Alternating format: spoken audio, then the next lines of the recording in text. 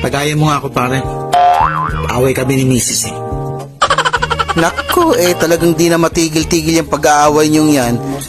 Sino nanalo sa away niyo, pare?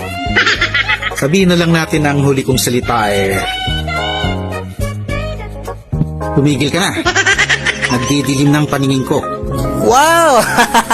Bossing na bossing ang pare ko anong sabi niya? Di ko na alam, pare.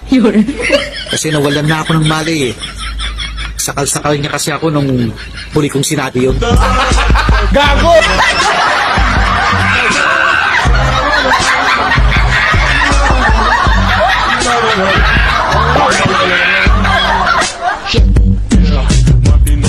Napansin nyo pagka breastfeeding ang bata, sut-sut pa lang ng nanay, kinakabahan na. Shh!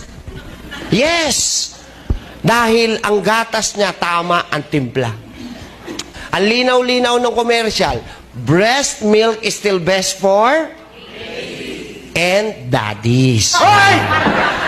Kaya dalawa yan. Huwag kayong madamot. Kaso ang problema ngayong panahon ngayon, yung daddy lang ang dumidede. Kaya yung daddy, pag sinutsuta, shh!